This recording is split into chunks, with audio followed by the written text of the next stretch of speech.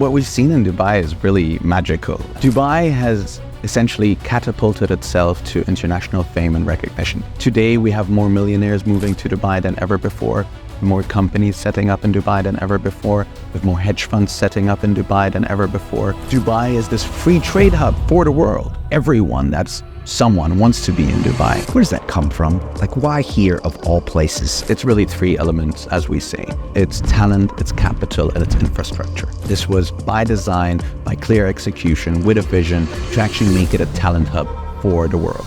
What you have over here is an ease of doing business that is uncomparable to none. If you are a founder, you want to move things, and you generally are used to banging your head against the wall because no one buys into this big vision, you're at home over here.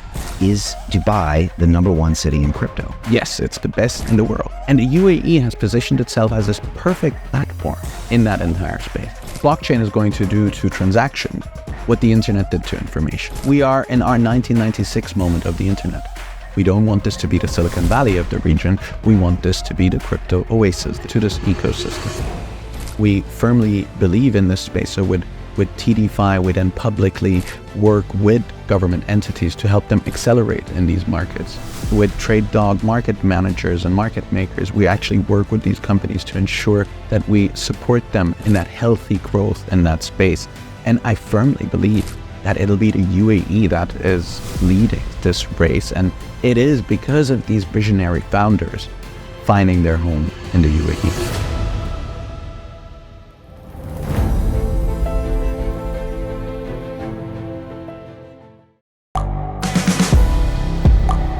The world is changing. Inspiration is everywhere. It has never been so easy to connect, share, and bring people together. We're learning from others and finding the best in ourselves. Challenging our beliefs. Sharing our vulnerability. Overcoming our fears. Transforming ourselves so we can transform the world. How far can we go? This is London Real. I am Brian Rose. My guest today is...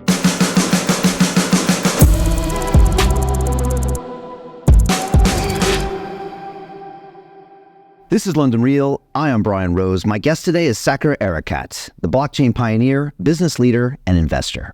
You are the co-founder of Crypto Oasis Ventures, the largest blockchain ecosystem in the world, and now a partner at Trade Dog Group, a global conglomerate of crypto ventures. You previously spent more than a decade working at IBM in the Middle East and played a pivotal role in shaping the Dubai government's blockchain strategy. You are widely recognized as one of the leading voices in the industry and dedicate much of your time to nurturing startups and assisting established companies with shaping their technological strategies. You believe that by fostering innovation across multiple industries, we can speed up the global transition to Web3 in a way that will radically transform and improve our world. Saqr, welcome to London Real in Dubai. Wonderful. Thank you so much for having me. I couldn't have written a better introduction myself. Thanks for that. I'm going to use that. Please do. You know, I have been fortunate to speak with some of probably the leading voices in blockchain in Dubai over the past 2 months, and it's been fascinating. And a question that came up in the last couple of weeks is I say to my guest, is Dubai the #1 city in crypto? And when I first say that, people think a little bit, but I'll tell you, Saqr, we've almost always come to the conclusion that it is because A, we can't think of another city that would beat it. Now, look, it's probably got a long way to go. You might argue that it has a lot of the builders and maybe not as many of the users, but I think most people would have a hard time trying to point to another city as being bigger than Dubai. And I wanted to get your thoughts on that. And also, I guess you've seen this place 10 years ago when it wasn't that as well. Well, what we've seen in Dubai is really magical. And I'd zoom out from just the city in crypto, but Dubai as a city in the world, right? Dubai has essentially catapulted itself to international fame and recognition. People will know Dubai, but will not know the United Arab Emirates, right? They'll say, hey, I went to Dubai. I went to Dubai, but which country? And they think Dubai is a country, but Dubai is just a city in this beautiful United Arab Emirates that we live in. And a lot of this is back to the leadership that we all live under and serve under. And what they've done is really develop Dubai into a spot for the world. The leadership is quoted in saying Dubai is not a city in the world, but it's the world in a city, right? Today, we have more millionaires moving to Dubai than ever before, more companies setting up in Dubai than ever before, with more hedge funds setting up in Dubai than ever before. We have dedicated free zones that welcome crypto, particularly crypto and emerging technology entities. We are the number one destination in the world on TripAdvisor.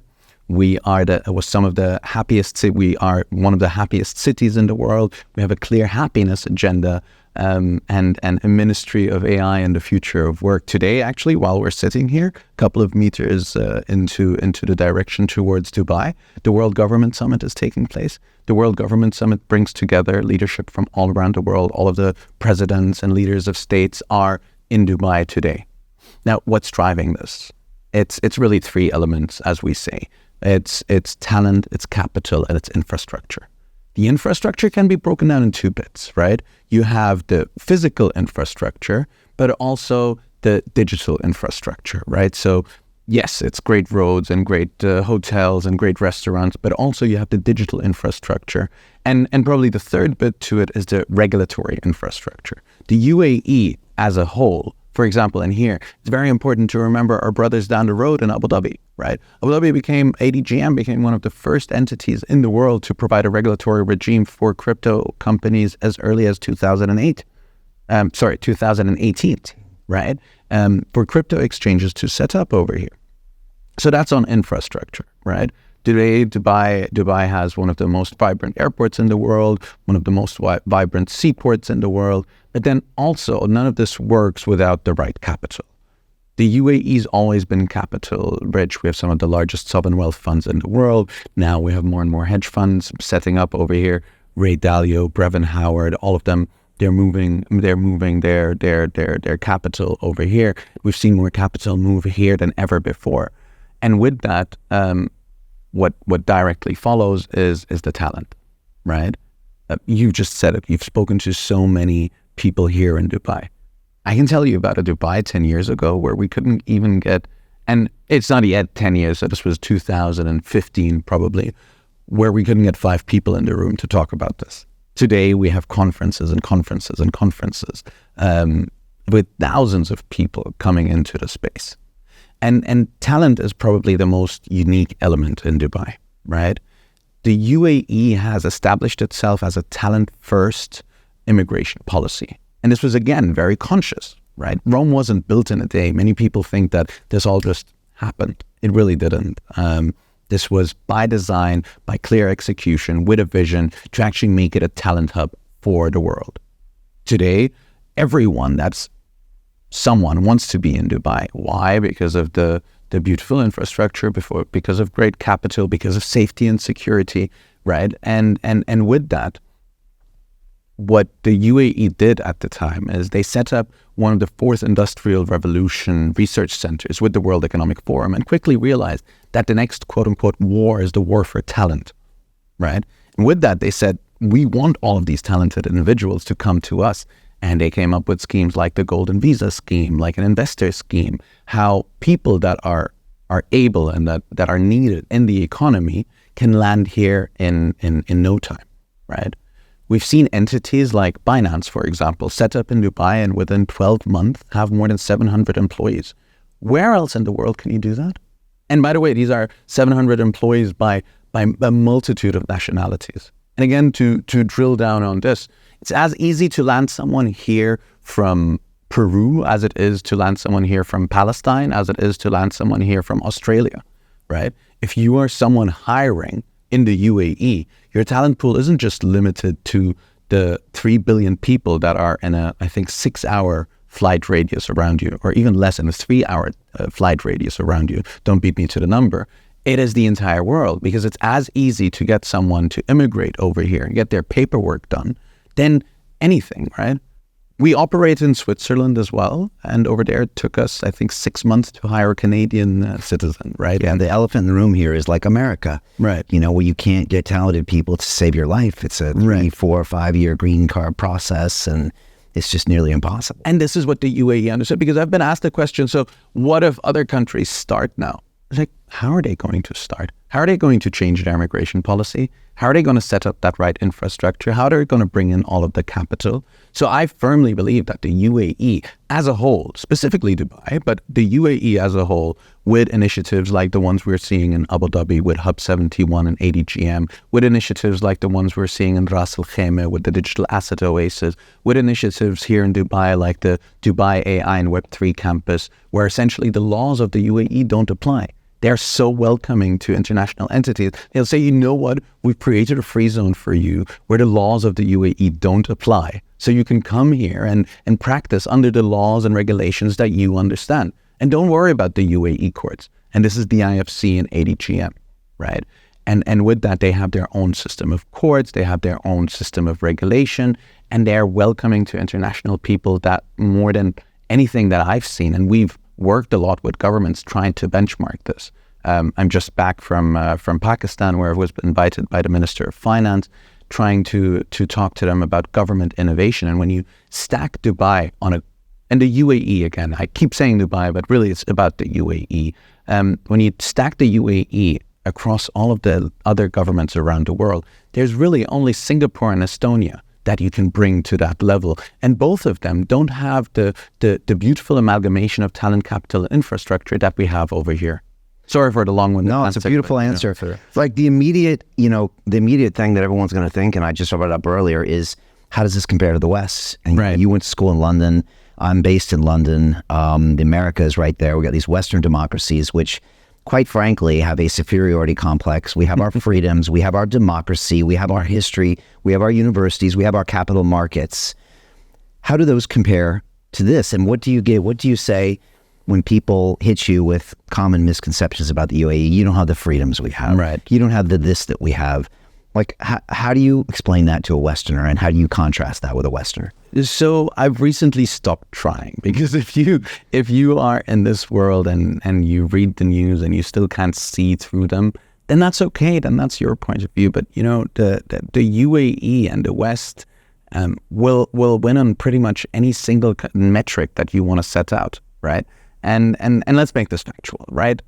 First and foremost, the UAE is one of the safest countries in the world, right?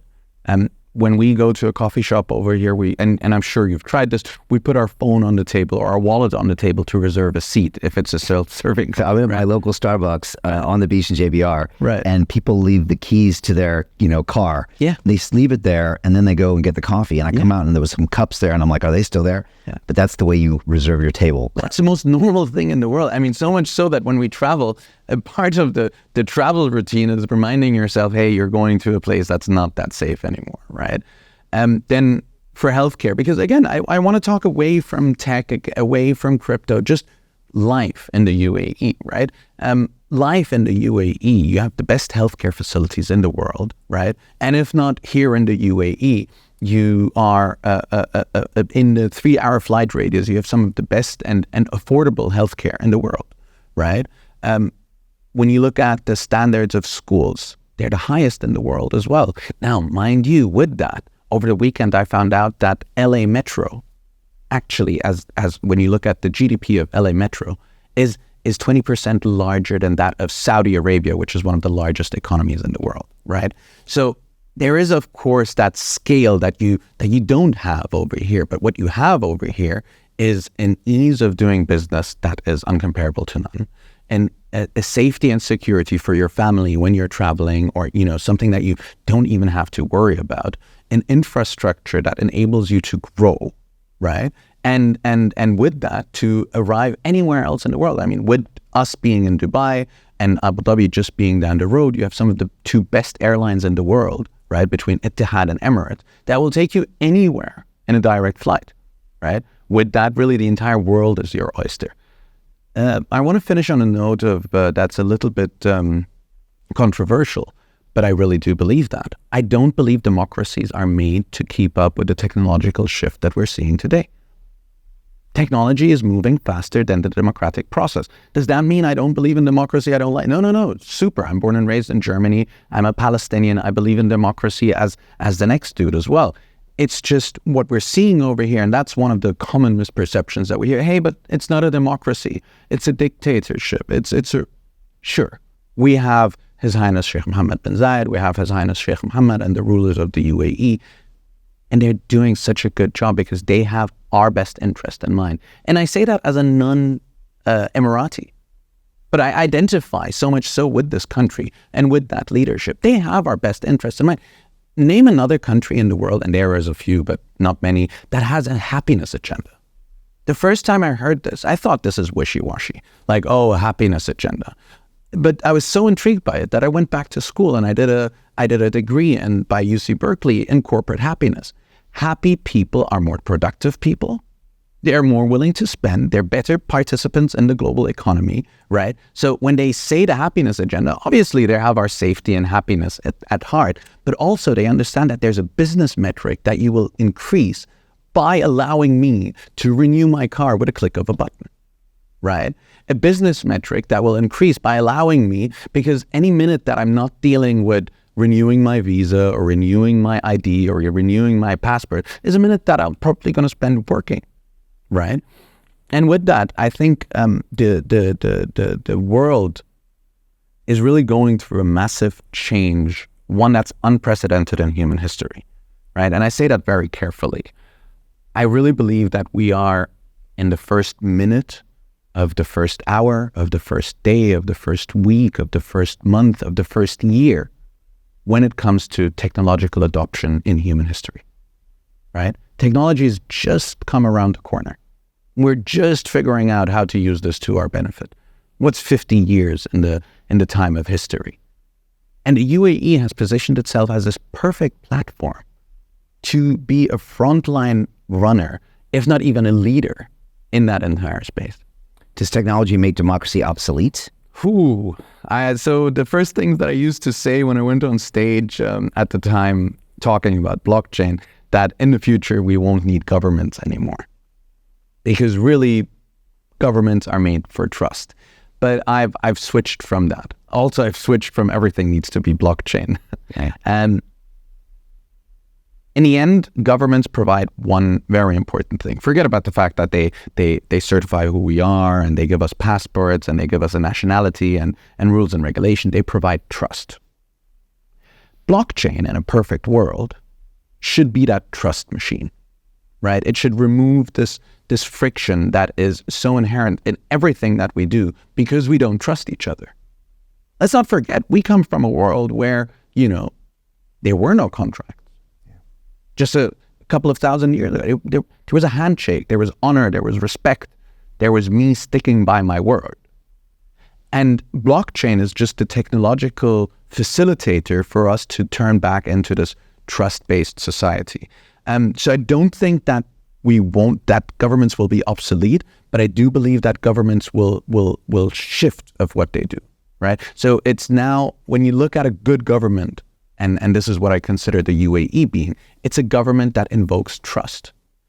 We were speaking about COVID just before. When the UAE said, you guys stay at home, you're not allowed to leave the house. And if you want to leave the house, you need to apply for a permit. Everyone listened. There weren't any demonstrations in the streets, right? And because everyone's stuck at home, and the government then took it on itself to really go through the entire UAE and ensure that it's safe for everyone to participate again. We were then in December, I think, 2020. In December 2020, GITEX was happening again, and the future blockchain was happening again with tens, if not hundreds of thousands of visitors, right? So a good government is a government of trust, is one. The new currency of government in the future is trust. Yeah. If you trust your government, you will listen to what they say. If you listen to what they say, you will be a more positive participant in this. So these technologies, in a simplistic way, you could think of them as making governments obsolete. I think that they will shift our demands from government to us using government as our provider of trust and us trusting our governments. It's an interesting point when you say about government trust, because if you look at, revolutions throughout history, that's obviously a breakdown of that government trust. And it's something we don't think about. I think we a lot of times think of governments as these digital things. It's either a government or it's not. Right. So my political experience is when I ran for mayor of London in 2021. And I thought that at this time, with all of my social media channels, I could, for the first time, take my message directly to the voters and bypass the two-party system, because I had to run as an independent. At the time, I saw the city I love, London, being locked down for no particular reason. Because of my show, I got to interview professors from Harvard and Stanford that wrote something called the Great Barrington Declaration, and showed statistically that what we were doing wasn't really helping and was actually hurting people, mental health, physical health, the economy, et cetera. So I was a little frustrated with the mayor, and I thought he needs to go.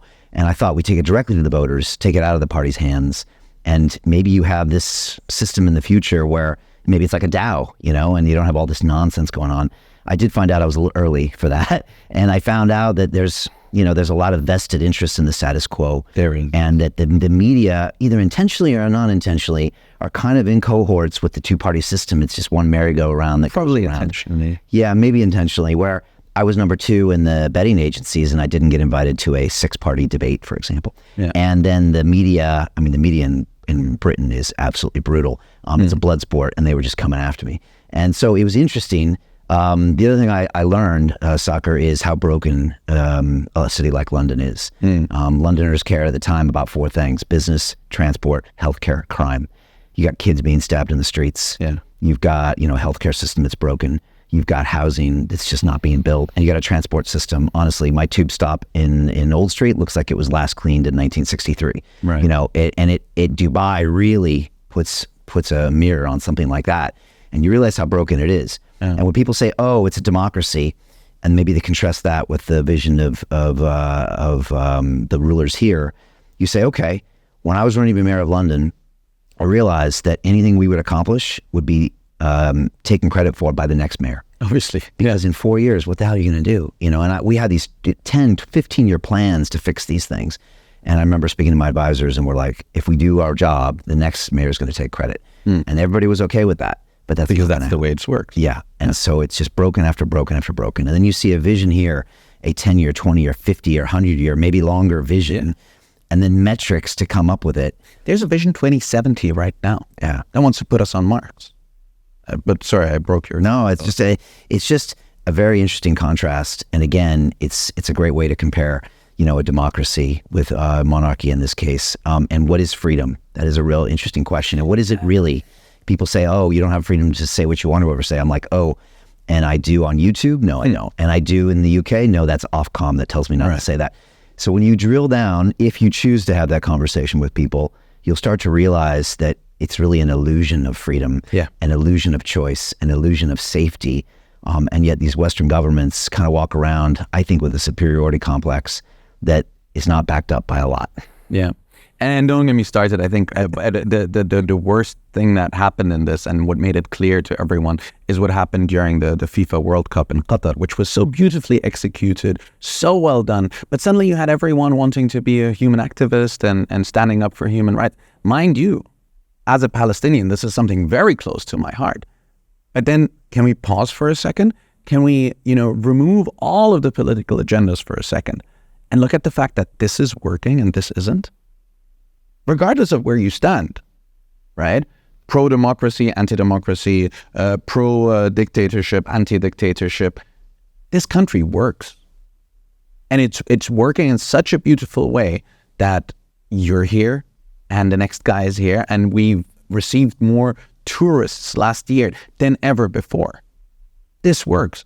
Will the naysayers be there? I moved here in 2008.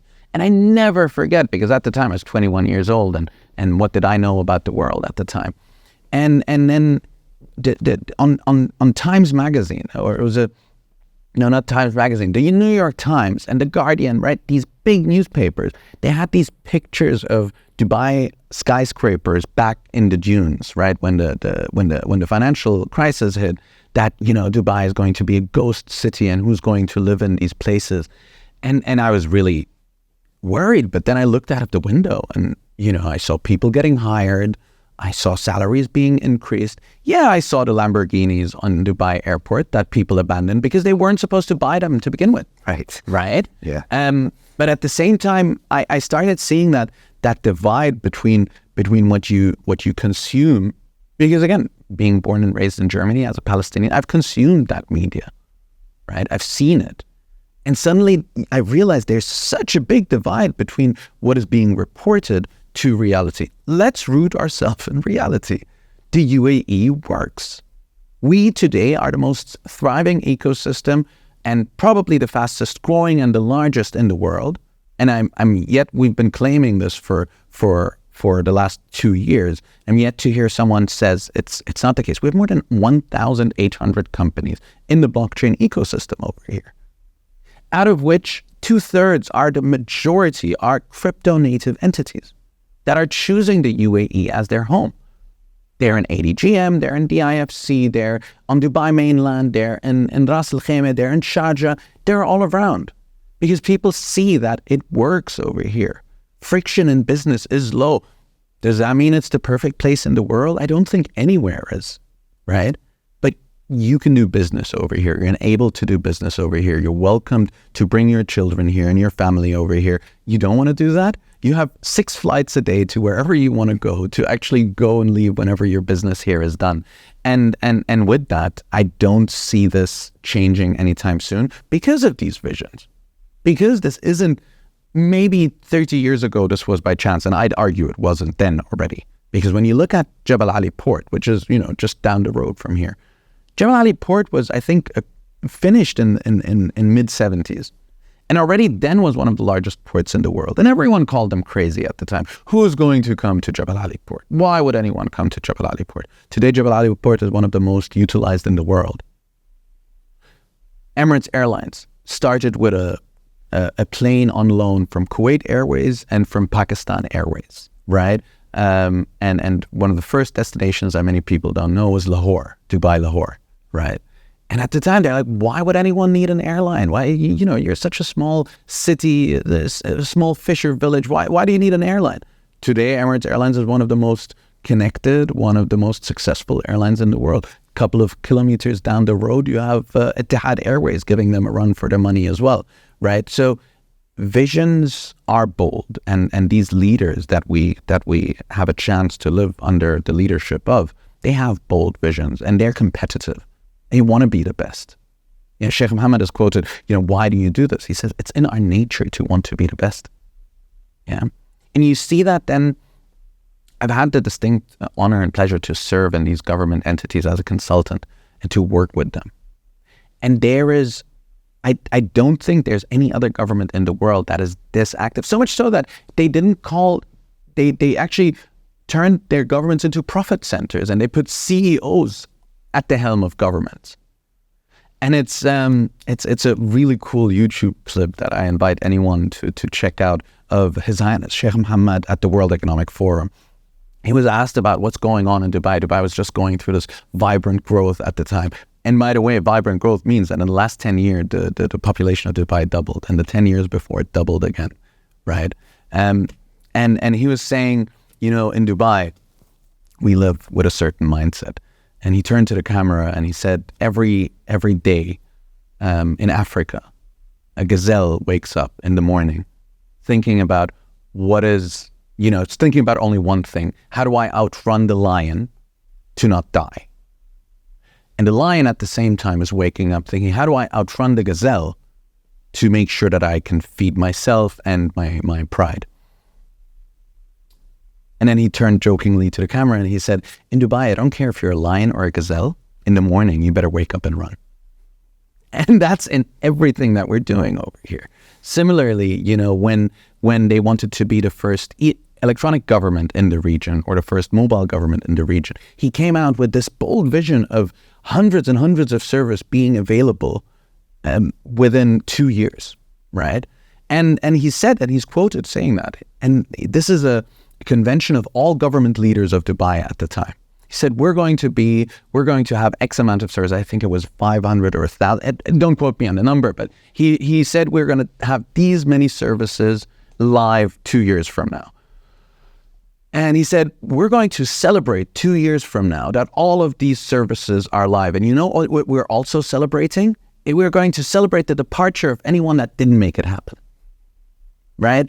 And that's leadership, right? Even it gives me goosebumps. I quote this so many times that it gives me goosebumps because it just shows how they're thinking. And I'm sure you can feel it when you go out into the street. Where does that come from? Like, why here of all places? I mean, again, you go back 50 years, 100 years, and okay, there was some trade, there was some pearl diving, but you don't have a river here. You don't have the resources here. Right. I mean, do you ever think back and think, why, how? I mean, it's this big, bold vision, you know? It's not coming from a city that's been around for 2,000 years with lots of ideas and trade, you know? Yeah. Do you ever wonder why here? I think a lot of it, and really, I'm not just giving lip service to it. And you go back and you start Googling why. And, you know, who united the United Arab Emirates? It was this mammoth of a man called Sheikh Zayed, who was a Bedouin, who, you know, was the first one to move into the city, to start developing this. And he had a vision for this stuff even then. You know, we say Mohammed bin Rashid. Sheikh Rashid, already you can see, we want all the tournaments to be in Dubai. We want all trade to be in Dubai. We want all famous people to be in Dubai. 40, 50 years ago, when this was just mad talk, right? They had this bold vision. His Highness Sheikh Zayed brought all of these guys to the table and said, you know what, united we are strong. We shouldn't fight each other. Let's build this United Arab Emirates, right? And let's make sure that Dubai is this free trade hub for the world.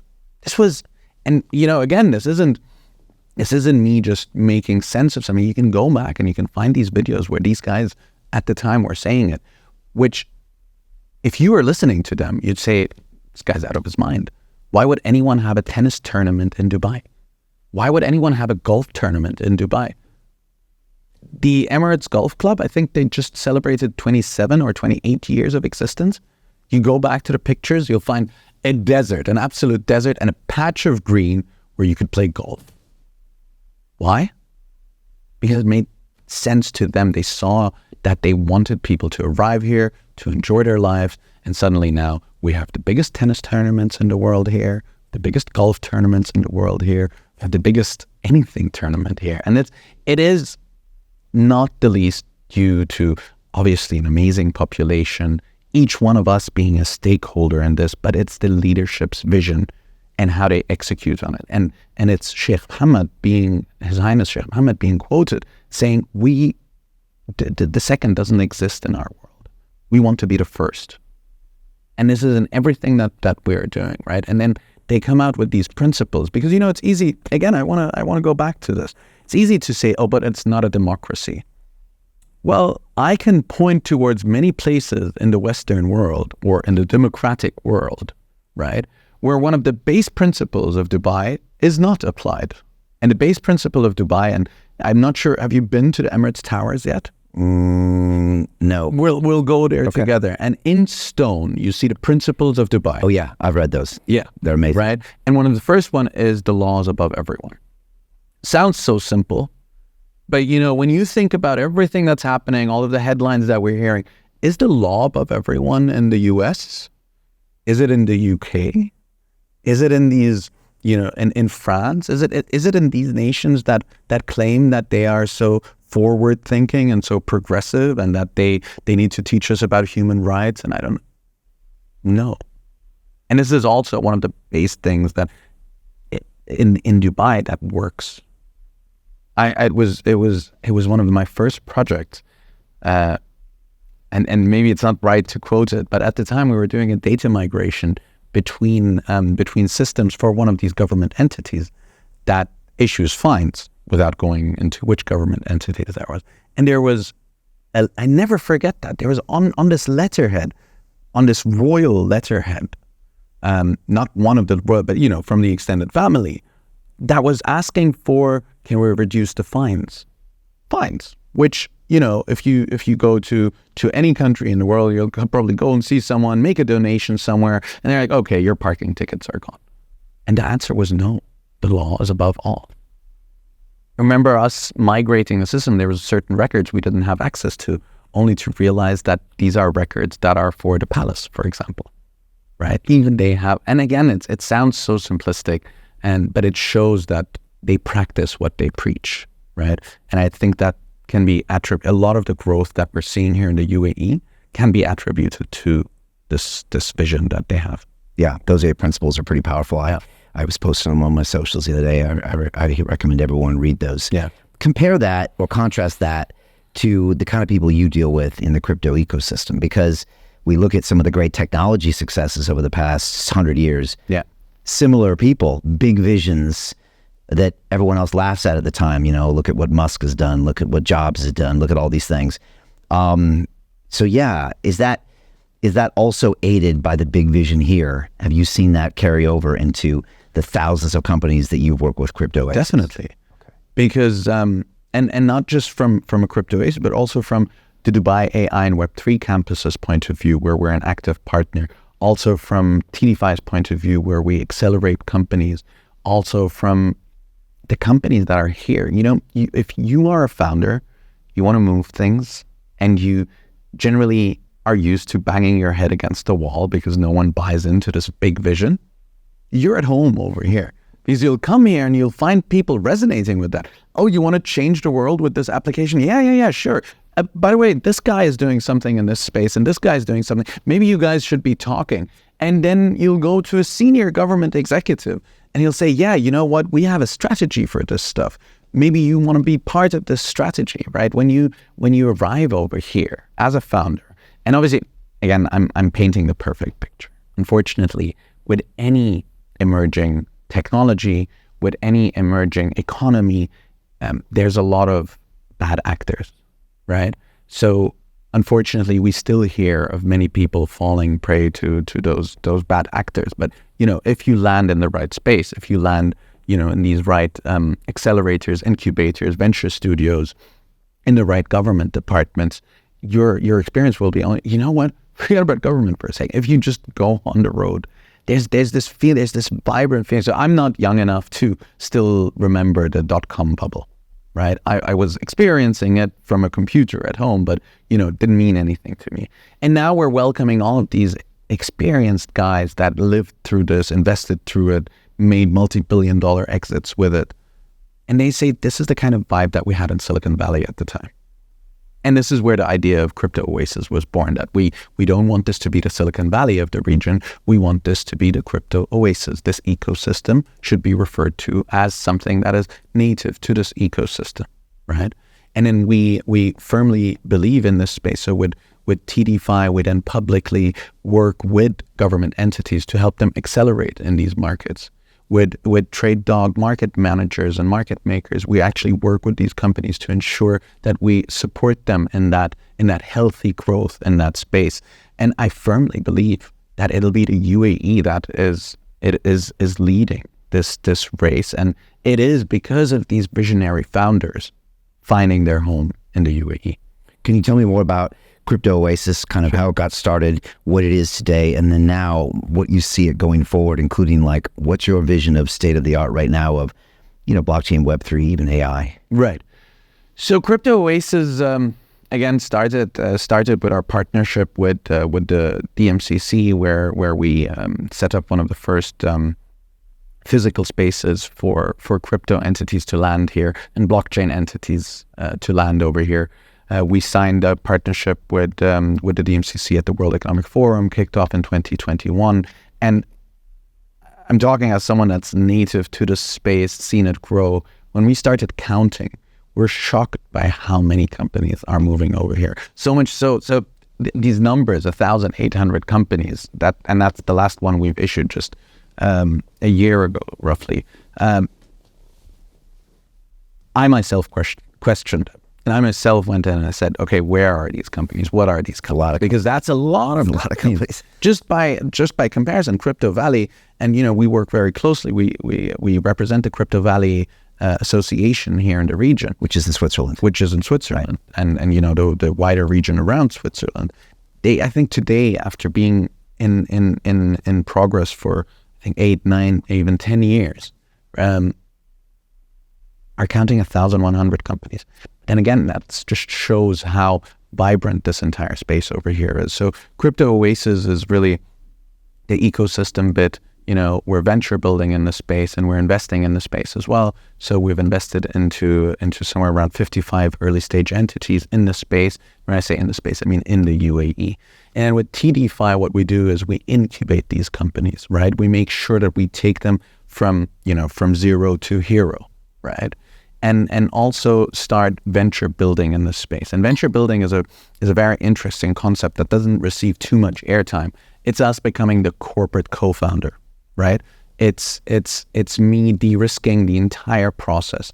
Venture studio entities, so a startup that is set up in a venture studio is twice as likely to reach Series A faster, twice faster than any non-venture studio company. Compared to venture capital. Those are two different things. Yeah, I think venture capital slowly but surely will see that fade away to this venture building, venture studio model where we will actively participate. Okay. And with venture capital is cut your check.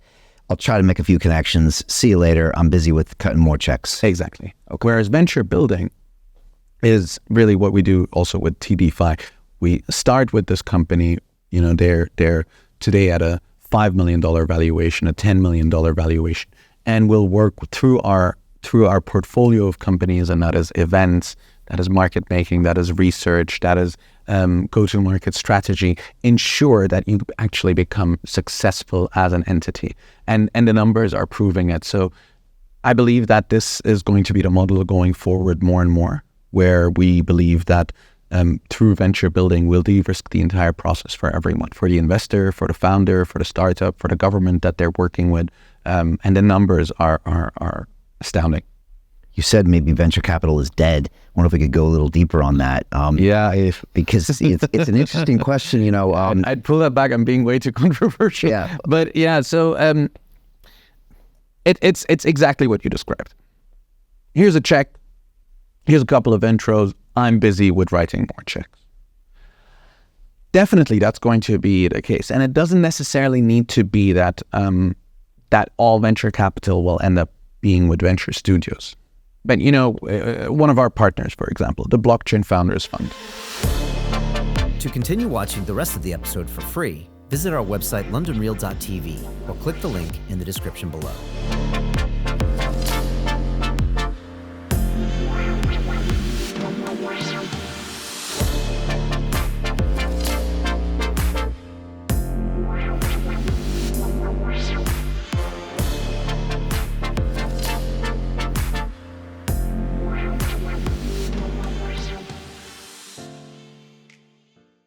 So Jim Rickards has just recorded a video that's not available to anyone in the public, and he's going to be talking about how this upcoming recession is going to be fast, it's going to be bloody, it's going to be nasty. But at the same time, he's going to show you how you can position yourself to profit from all of this chaos. Now, we've made this video only available to our viewers. Go to londonreal.tv/Jim. Watch that immediately. I can't say enough good things about Jim Rickards. He understands the global economic system better than any guest I've ever had on London Real. His predictions are almost uncannily true, and you can learn how to profit from his vision, from his expertise, and his understanding of economics. So go to londonreal.tv/Jim or click the link below. It's an excellent, excellent look on what's going to happen in the future and how you can position yourself to profit from that. Jim is one of the best in the business, one of my favorite guests on London Real, and he's very, very good at predicting the future and showing us all to profit from it. So click the link, and I hope you enjoy. Hey, it's Brian Rose, founder of the DeFi Academy. I've told you my 4-week crypto bootcamp is amazing, but don't take my word for it. This is what my students are saying. The DeFi Academy was an amazing experience for me. It took me totally out of my comfort zone. In this course, I was challenged, I was held accountable, and pushed to do things that honestly weren't always easy. It's been phenomenal, and I can't believe we're already up on our 4 weeks. It has flown by. Going through this DeFi accelerator, by far was one of the best courses I've taken. You do this course, you really get into the nitty-gritty of the activities that will make you comfortable with decentralized finance. Thank you so much to Brian and everyone at London Real and the DeFi Academy for even putting together an amazing course like this. Anybody else that wants to do it, please sign up. It is well worth the money.